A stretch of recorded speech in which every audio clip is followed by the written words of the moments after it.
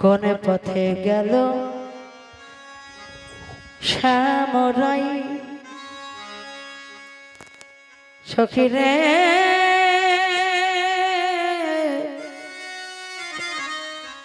আমি আমার মনে করে উচ্চারণ ঘরে আমার নাহি মন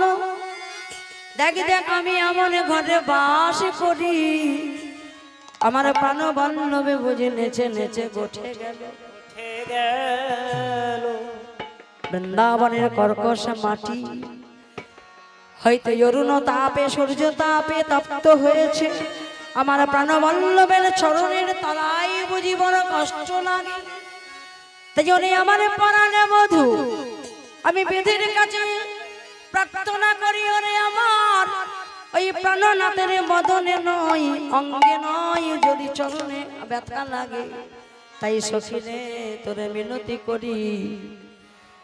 সখী মনের পুতের ওরে সুতের নামের যদি আদি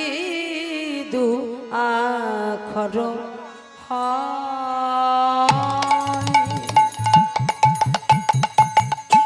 মনের পুতের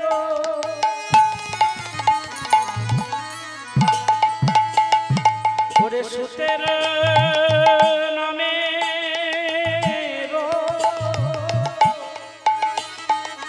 আদি দুই আখর ওরে আমার পরাণে বধূ মনের পুতের শোন মনের পুতের মানে আছে বাবা কীর্তনের ও মায়েরা শুনছেন তো আইসক্রিম খাচ্ছে আবার দেখো ঠান্ডা করছে তলা গরম হয়ে গেল নাকি ওরে মনের পুতের সুতের নামের দেখে দেখ আদি দু আখর হয় মনের পুতের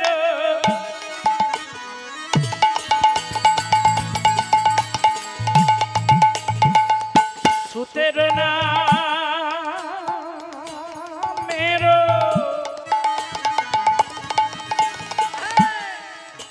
ওরে আদি দুই আখর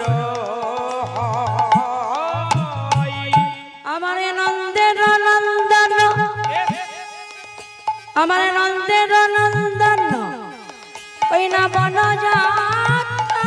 কালে সখী আমার পিতা ঢাকিয়া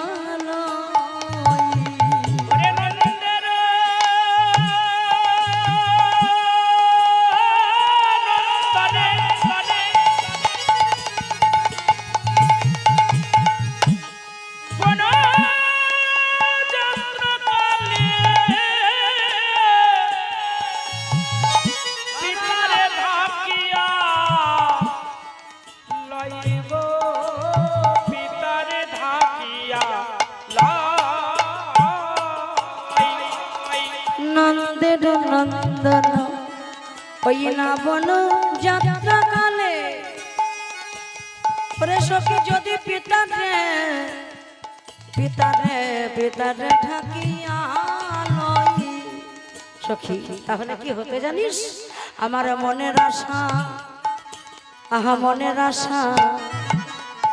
তবে আমার পুরাণ হতো আমার মনে আশা পূরণে হতো আমার মনের আশা পূরণ হতো সখী আমার মনের আশা আশা পূরণ হতো যদি আমার পিতারে যদি ওরে ঢাকিয়া লইতো হরি বল রাধা রানী কেঁদে বলে আমার মনের আশা আশায় আমার পূরণ তারে যদি